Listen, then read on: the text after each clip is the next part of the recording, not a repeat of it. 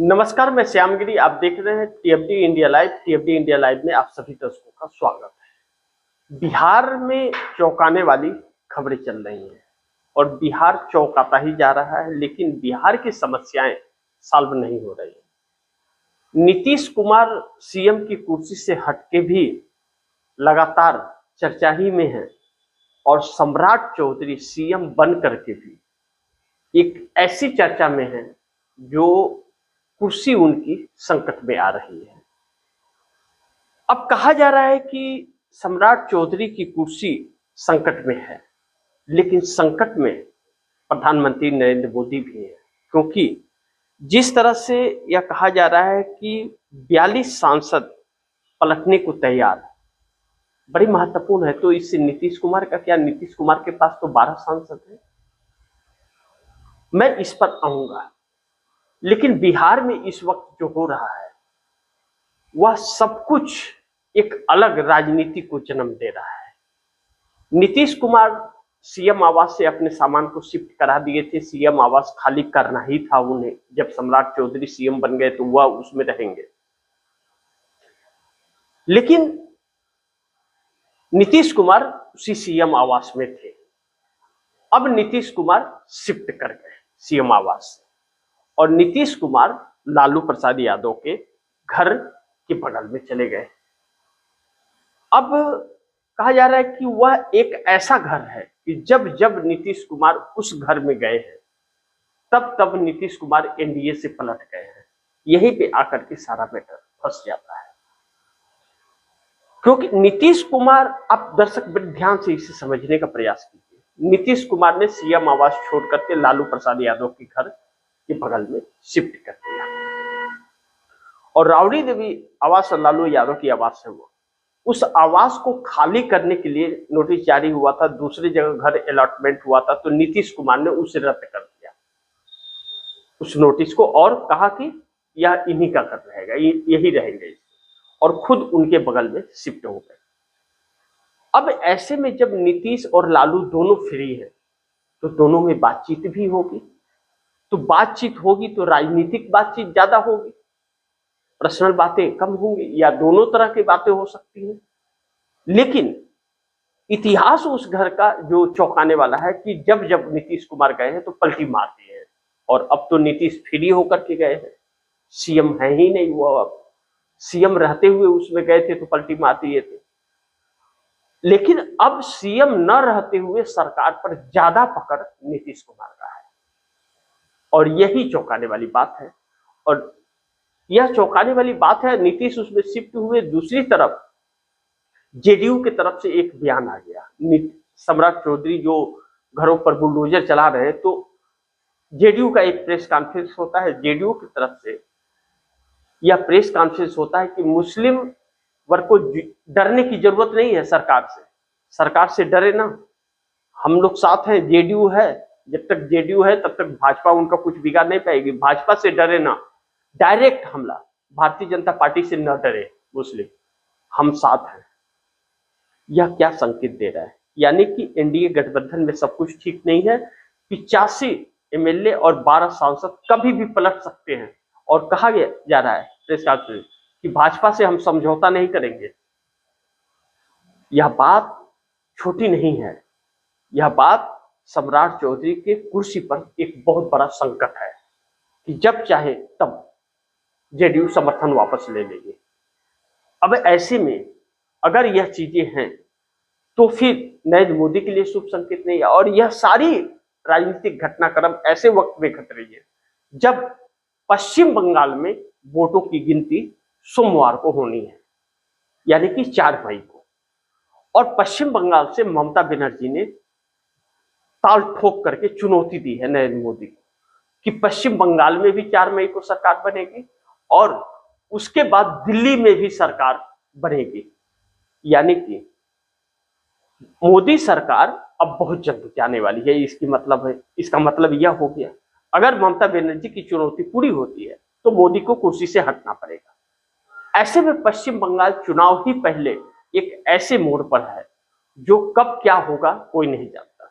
हर वक्त न्यायपालिका के दरवाजे पर भी ममता जा रही है, काउंटिंग के वक्त अधिकारी रखे जाने का जो केंद्र के अधिकारी थे उसको लेकर के चिंतित थी, जाकर के सुप्रीम कोर्ट के अंदर एक फतेह हासिल की है और अब राज्य सरकार के हाथ में आ गया। जो नियम है कहता है कि राज्य सरकार के ही अधिकारी रहेंगे, केंद्र के नहीं।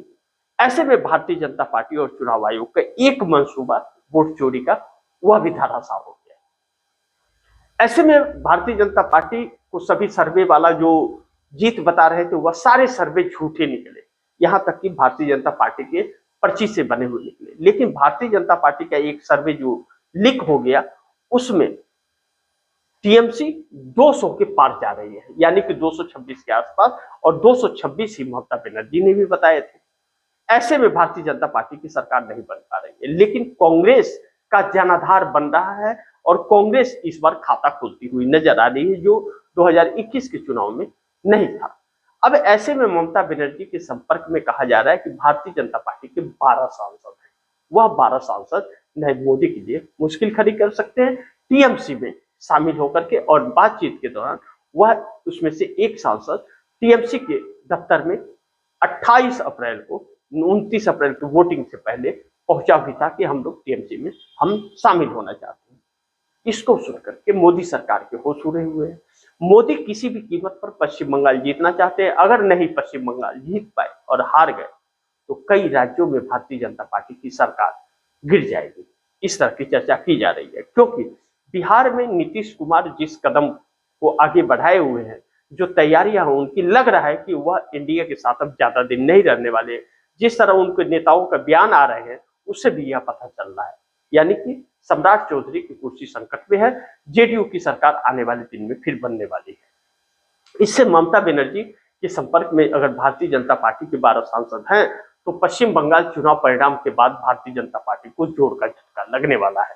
लेकिन इसी के साथ साथ आंध्र प्रदेश में बैठे चंद्रबाबू नायडू की भी निगाहें 4 मई पर टिकी हुई है और कहीं ना कहीं एक बड़ी तैयारी चल रही है। इस तैयारी को देखते हुए नरेंद्र मोदी के चेहरे के होश उड़े हुए, उन्हें समझ नहीं आ रहा है क्या करें ना करें। लेकिन इस बीच उत्तर प्रदेश के मुख्यमंत्री योगी आदित्यनाथ बहुत खासे परेशान हैं, क्योंकि अगर पश्चिम बंगाल में ममता बनर्जी की जीत होती है तो फिर वह संकट योगी आदित्यनाथ पर आएगा, जो 8 महीने बाद ही उत्तर प्रदेश का चुनाव है। योगी आदित्यनाथ 10 साल से मुख्यमंत्री हैं, लेकिन तीसरी बार मुख्यमंत्री बनने का सपना उनका शायद टूट सकता है, क्योंकि अखिलेश यादव और राहुल गांधी की जोड़ी जिस तरह से उत्तर प्रदेश के अंदर 2024 में कामयाबी हासिल की थी, इस बार भी कड़ी टक्कर देने की बात की जा रही है। जिस तरह से मायावती को उत्तर प्रदेश में खत्म कर दिया गया, मायावती का ज्यादातर वोट बैंक कांग्रेस की तरफ मुख करता हुआ नजर, जो योगी आदित्यनाथ और नरेंद्र मोदी के चेहरे की हवाइयां उड़ा रहा है। अगर ऐसा हुआ कि पश्चिम बंगाल ममता बनर्जी जीत जाती है, उत्तर प्रदेश इंडिया गठबंधन जीत जाता है, तो सबसे ज्यादा नुकसान नरेंद्र मोदी को होगा। मोदी और आरएसएस का जो सपना है वह सपना चकनाचूर हो जाएगा। ऐसे में महंगाई की मार जिस तरह से देश में बढ़ रही है, वह महंगाई इस तरफ इशारा कर रही है कि आने वाले वक्त में त्रासदी बहुत बड़ी आने वाली है। जिस तरह कमर्शियल गैस सिलेंडर के रेट 993 रुपया अचानक बढ़ा दिए गए और यानी कि 2000 कुछ रुपए रेट बढ़ गए हैं। ऐसे में चिंता का विषय है कि घरेलू गैस के क्या रेट बढ़ेंगे और सब्सिडी की उम्मीद अब कम नजर आ रही है। ऐसे में एलपीजी को लेकर के अलग अलग तरह की दिक्कतें आ रही हैं। 4000 से 5000 में एलपीजी गैस सिलेंडर ब्लैक में मिल रहा है। होटल रेस्टोरेंट बंद हो रहे हैं, जिसकी वजह से लोग बेरोजगार होते जा रहे हैं, जो बड़ी चिंता का विषय है। ऐसे में देखना यह महत्वपूर्ण होगा कि नीतीश कुमार क्या वाकई ममता बनर्जी के संपर्क में आ गए हैं, क्या चंद्रबाबू नायडू ममता बनर्जी के संपर्क में आ गए हैं। अगर न होते तो ऐसा ममता बनर्जी नहीं करती, क्योंकि ममता बनर्जी जानती हैं कि इंडिया गठबंधन के अंदर 234 सीट सांसद हैं, जिसमें 100 सांसद तकरीबन कांग्रेस के हैं। कांग्रेस ने खुले मंच पर यह कह दिया है कि 172 के आंकड़े को जो भी पूरा करेगा वह प्रधानमंत्री बन जाए, और चाहे जो भी मंत्री बन जाए, हम 100 सांसदों का समर्थन देंगे, जो नरेंद्र मोदी के लिए शुभ संकेत नहीं दे रहा है। ऐसे में मोदी सरकार की मुश्किलें लगातार बढ़ रही है। अब पश्चिम बंगाल जीतना जरूरी है, इसके लिए हर तरह के हथकंडे अपनाने की कोशिश की जा रही है। लोकतंत्र का गला घोटना पड़े, संविधान का गला घोटना पड़े, लेकिन पश्चिम बंगाल जीतना है, इसके लिए अलग अलग हथकंडे भारतीय जनता पार्टी अपना रही है।